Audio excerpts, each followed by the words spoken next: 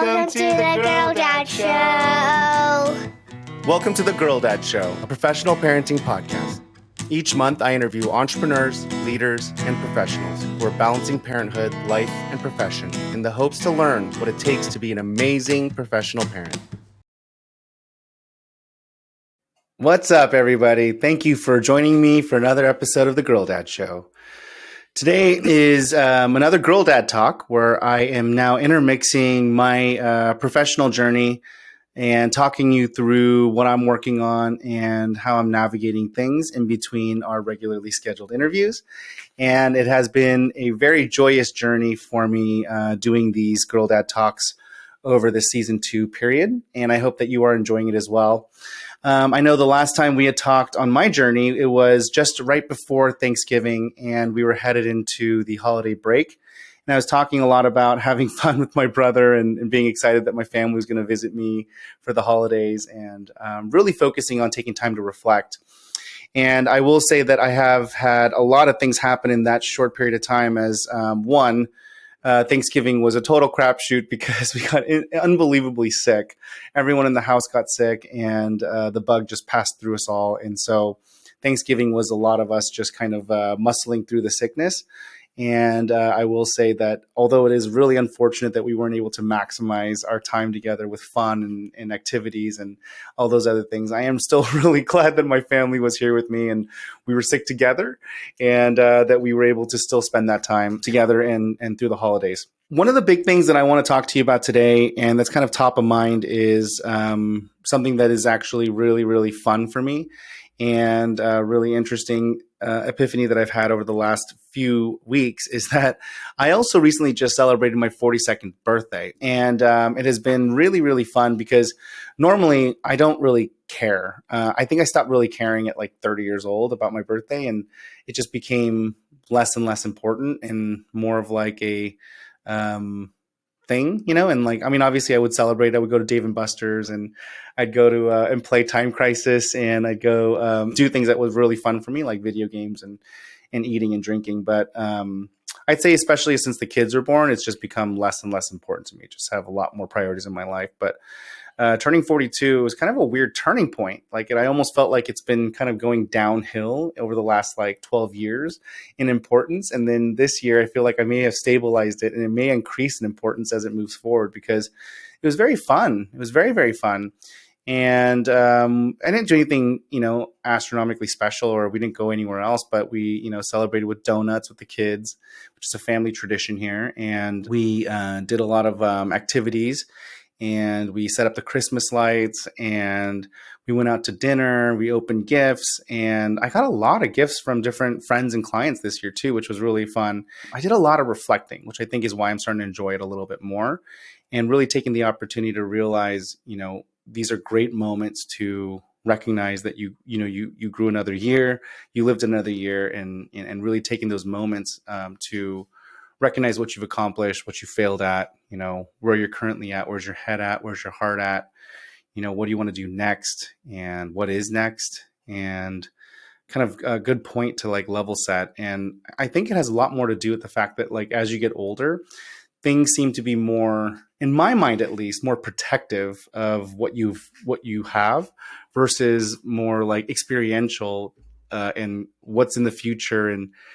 And I wonder what I'm going to be like when I grow up. I'm starting to realize that I'm starting to, I still feel like I'm growing up, but I feel like I'm actually leveling out a little bit on that, and starting to realize that I have things that I like. I have things that I want.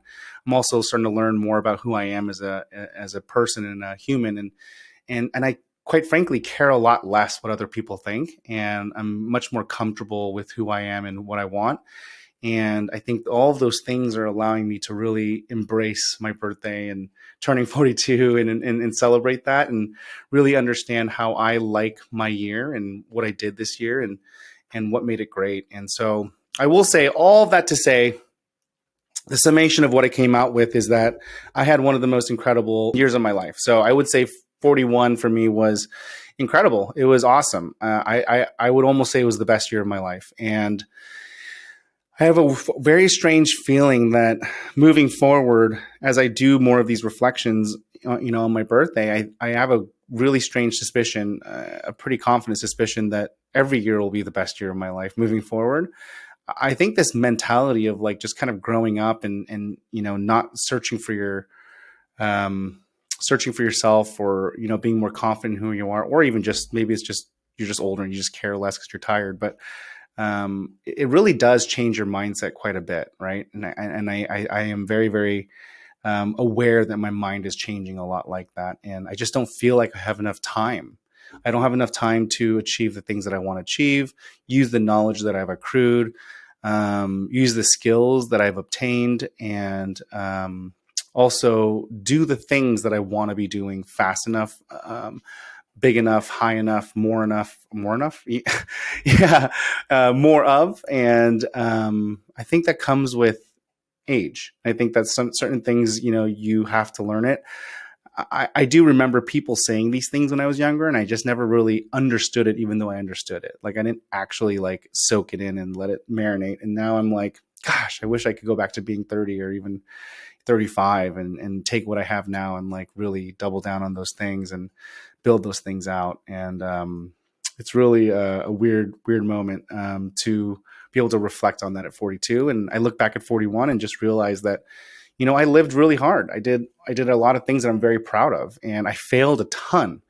I think I failed at least 3 businesses on paper that I've had to start and dissolve. And I've probably failed more than that I never even started. And I've definitely failed a lot of different things inside of different businesses that I've been building.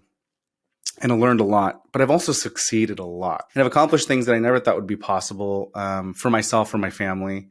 And it's just an amazing feeling to know that like I'm putting it all out there this year. I tried everything that I could. I genuinely feel like I gave 110%, both as a father to my family and the things that I could provide for them, the way I think about them, the way that I think about being a parent and a husband and a son and a community member, a friend and a neighbor, but also professionally as it relates to building up these businesses, building up my professional skill set and career.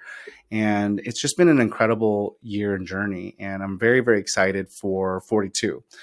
And I will say that it's been one of the most confusing times this quarter as I go into 2023. And I'm really using this birthday to help me kind of, get everything in line and in place, because I think once this holiday break is over, 2023 is going to be a very interesting year. And although I feel like I have a better understanding of who I am and what I want to do and how I want to do it, I think that there's going to be a lot of new things that are going to be added into 2023 that are going to change things up a lot. I did a survey recently for the users to ask what they wanted to know more about, what they liked about the show, what they didn't, because I'm always looking to improve. And by no means is this podcast,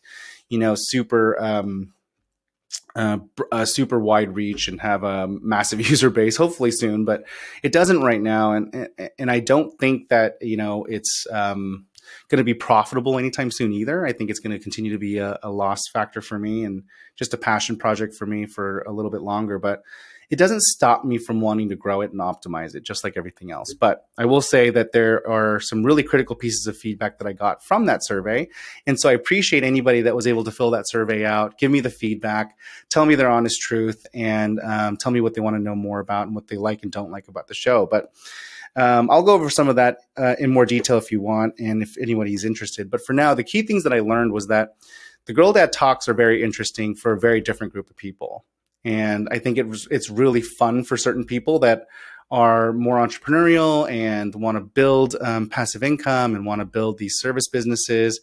And I think that they enjoy that, but they want more depth in the conversation. They want to actually go over the numbers. They want to go over the pitfalls, the systems and processes that I'm building, how I'm overcoming the trials and tribulations, what actually happened, and all those other things.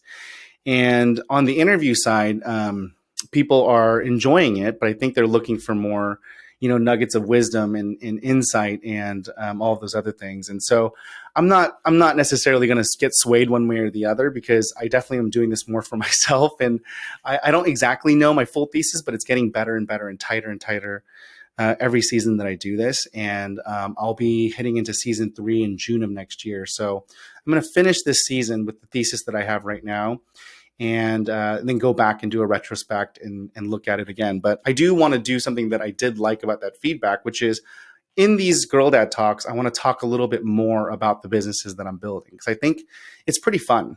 It's pretty fun. And I do agree with that feedback that I got about that. It's like almost teasing the topic, but not actually going into it. And so I think that could be a really fun piece of content. So I'll try to incorporate some more of those even before season 3. And please let me know if you like it or you want to know more, if you have any questions. But for this instance, I just want to tell you and kind of set the stage of all the things that are happening. So I've recently joined a startup company full-time, and it is an incredibly exciting company. I invested in them earlier this year, and I'll be joining as their COO and working with them very closely to help scale them out. I am very nervous about it because it's very early stage. And although I thrive in early stage, it's been quite a while since I've been in early stage. And so it's been really wonky the last 2 months just trying to adapt to the workflow and all those things that go with being at an early stage company. And it's been very tricky. But I'm starting to enjoy it. The rust is getting kicked off, and I'm starting to get a little more stretched out and warmed up, and I'm moving a little faster and more agile and a little more resourcefully. And so it's pretty exciting and fun. But I truly do believe that this business can grow very, very quickly with my contribution and help. And I do believe the calculus makes sense that I can turn this business into a very, very successful company very quickly, and at which point I will most likely exit early before it reaches its full potential, because that's kind of where my goals are aligned. And the reason why I would even entertain is because I believe that I can get to where I want to go faster using this vehicle than another one. But simultaneously, I will say that my consulting business is going really well as well too. So over the last 6 months, I've made a concerted effort of migrating from tech companies to service businesses. And over that process, I have started to test the service business framework that I have developed and this concept and methodology, and having, Jamie run through them and actually execute it and coach clients on it. And she's been doing incredibly well. And so I've alluded to this a couple times, but she now has 2 of her own clients, and they're doing really, really well. Her clients are just same growth as mine. They're looking to be on track to doubling their revenue in the next year or so. And that's incredible results. And so I'm very, very excited about this framework and this process that I've been developing over the last few years. And the ability that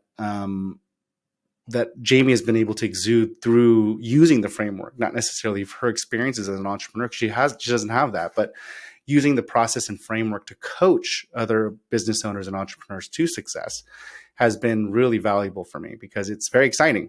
Now I know that I can use that to coach more through her or through a process and other people. And so I think January will be a big, big month for this launch, and then kind of kicking off what that looks like and seeing if I can also start to scale my process and framework, through Jamie and other people. And that's a really different and interesting take on my consulting business and practice, right? Because now it's not going to be me doing it directly, but me doing it through a process and a system that I developed through people. And so that'll be very fun and interesting. The other thing too is we have I have this baby project that I've been working on for over a year with a good friend of mine named Jordan, who is the CEO of Flipbirds. But we decided to build this proposal and budgeting tool called PipApp. And it is a tool for photographers and, freelancers, but we're starting to really figure out that it's actually for solopreneurs, part-time folks that are just doing it as a side hustle. And it's a budgeting tool. It helps, solo photographers that are just freelancing or doing side gigs as a side hustle, budget their proposals and estimates much more accurately and profitably. And then what we're almost done building is the payment vehicle. And once that payment vehicle goes in, we have an amazing partner that's going to help us distribute it. It's very, very happenstance that it happened, but I'm very, very grateful for all the new friends that I've made But this new contact who's going to be on my show eventually, he's agreed to be on my show as well. He was recently acquired by a company and he still has access to 10,000 photographers. And so and I think somewhere around March, we'll be ready to get blasted out to this network of 10,000 photographers to see if this can help those photographers, these freelance photographers, budget and send proposals. And I will say for me, the real big test of this business was not necessarily to create a business, but I mean, it was to create a business. I mean, I want to win in everything that I do, but the big thing for me was to see, can I build a software company in 1 hour a week? And it doesn't have to even be software. It could be really any business. But the real thesis was, can I build a business in 1 hour a week? And it's been the most mind-numbing and hard project that I've ever worked on in my life. I think I'm going on almost 2 years on it right now. And I will say I have learned more from this experience of trying to build this business in 1 hour a week than I have in anything else that I've done. And it has taught me more operational rigor, more skills, more philosophy, more mindset, more mentality. Like it's unbelievably hard. And I'm so grateful for this challenge that I gave myself because it has permeated and pervased all through my life and all these other businesses, the skills that I'm learning from doing this. And just wrap your brain on the concept of, constraining yourself for 1 hour a week, and building a business in that time.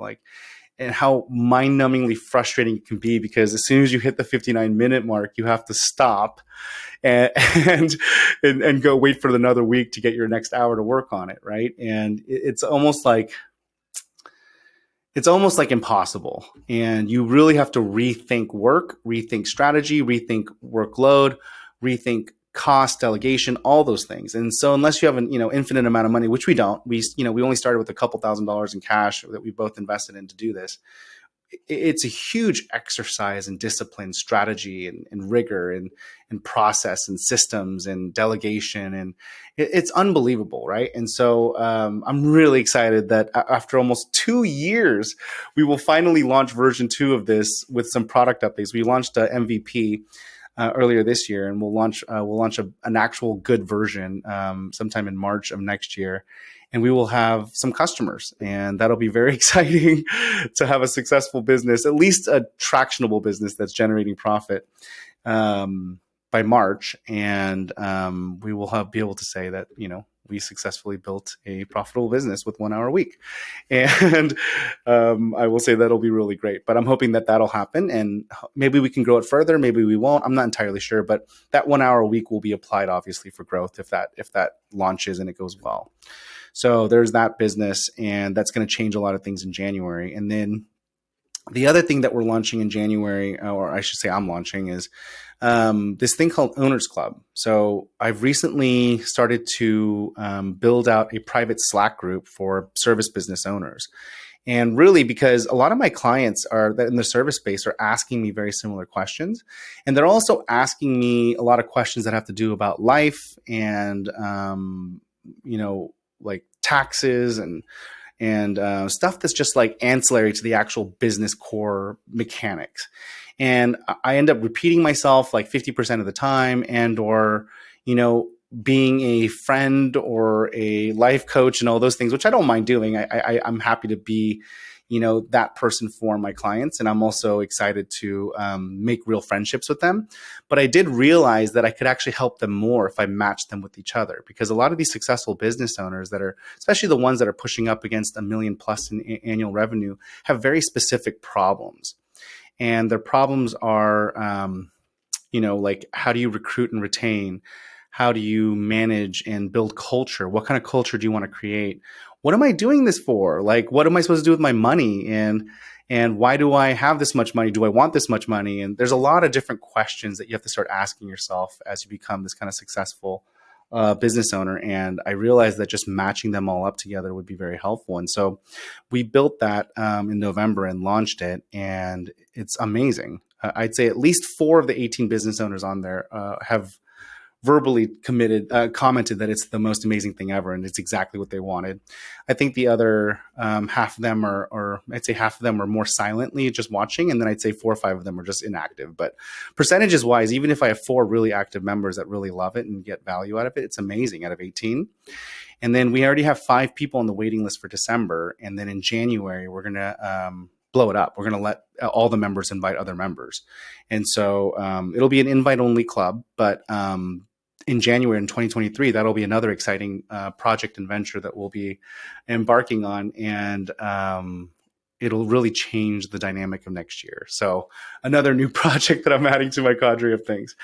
And then the most impactful thing that'll happen out of all the different things I'm working, I'm also still doing real estate. I'm still looking for a good spot. I'm kind of waiting for the market to tamper down even more. I'm still thinking about what else do I have again? I don't even know. Oh, angel investing. I'm always looking at angel investing, and that's always fun. That'll never stop. That'll be constant. But the thing that I think is going to be the most impactful and new from my year, from this year to next year, will be Blue Ocean is just screaming along. It's going so well. And we will end the year, 1 year of business. We will end the year just a little over $1 million in annual revenue. And it's just a weird thing to say out loud. And just understanding that happened in 1 year, it's just fascinating. And next year, I think we can actually more than double it. So I'm actually like, I'm trying to be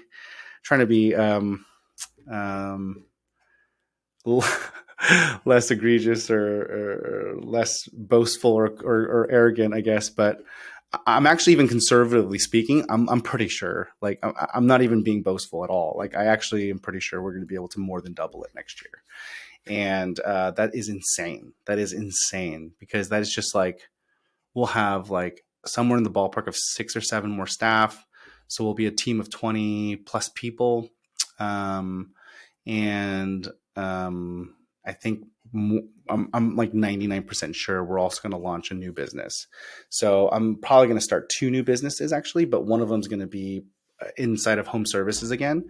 So I can really like use the unfair advantage of the dominance that I have in the infrastructure that I have in the pool service business, having that infrastructure in home services, and then leveraging that as an unfair advantage to build another home services business. And then the second business I actually want to launch is some sort of ice cream shop or cafe.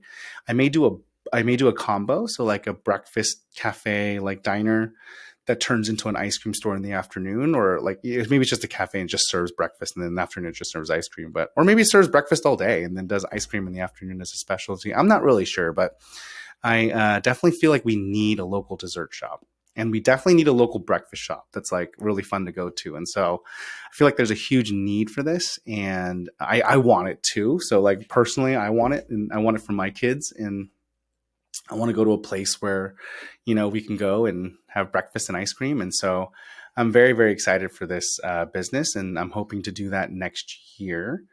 But if not next year, maybe it'll be the year after. But these are 2 massive new businesses that I think will really change, the norm, so to speak, for what I've experienced in my 41st year of life. And my 42nd year of life will be probably just as entertaining and just as complicated and riddled with successes and failures. But I am unbelievably excited about it, and I am very confident that I have a lot more skills and abilities than I did the year before. And I'm very, very confident that I'll learn even more skills and abilities next year.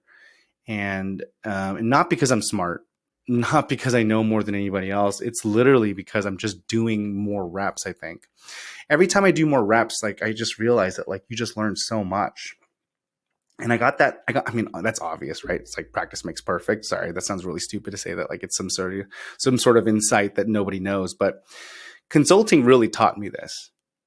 I've been in startup ecosystems and helping, early stage startups scale. And, I have some notoriety for helping Phil's Coffee scale really fast from early stage to growth. And then Limelight, the same thing, early stage to growth. And so I have some notoriety there. But the reality is that, like, those experiences are so one-off, and they're over like 2 to 3 years, or maybe even 5 or 6 years. But when you're consulting and you get to see, 5 to 20 clients in 1 year, and you literally get to see the best and the worst and the problems and the solutions of all these companies in rapid succession, you really can pull from, these experiences. The reps is just astronomical. I feel like, I learned so much from doing so many things and experiencing so many things, where you can learn a lot from doing at one company even, but now imagine multiplying that by like 20. And what you do with that data obviously is really, really important. But I feel like I've learned more professionally and personally, actually, being a consultant and helping, somewhere in the ballpark of 15 or 20 companies a year over the last 2.5 years, just seeing what they're doing, their industries, the problems, how they solve problems, how different CEOs react, how different CEOs think, and just the reps and the volume of experiences has really heightened my skill level. And I will say that I feel like I'm a much more stronger entrepreneur and a much more stronger investor, and I'm definitely a better operator because of these experiences. And I think that is why I'm excited about next year, and I know that it'll be the best year even over this year, because I'll go into it even more stronger, and then I'll continue to learn more and more. And I think that's my big reflection and aha for this episode. So I hope I gave you a glimpse into my 42-year-old reflection, and gave you a good pulse on where I'm at on my professional journey and what I'm doing at this moment in this time, and then kind of what I'm thinking about in the new year and how I'm heading into December, wrapping up this year, and how I want to start really launching into the new year with, these new projects and ideas. And if you have any questions, or you want me to dive deeper into any one of these projects or companies or businesses, feel free to message me, text, comment in social media, message me, email me, let me know. I'm happy to dive into deeper detail. I definitely want to share more about these businesses. It's super fun for me to talk about, and I love breaking them down, and it really does help me think through everything. So the biggest thing that I love about these Girl Dad Talks, separate from the fact that there's a new batch of listeners that like it, is that it's really good for me. It's really great for me to just unwind. I very rarely stop and think, and these Girl Dad Talks have really allowed me to take the moment to stop, think, appreciate, recognize, edit, process, revision, and I'm so grateful for it. So I hope it helps you on your journey. I know it helps me on mine. And until next time, I will talk to you soon. Thank you again for listening to another episode of The Girl Dad Show. If you enjoyed listening to this episode, please take a moment to give us a review on your podcast service. These reviews help us grow a lot more than you know.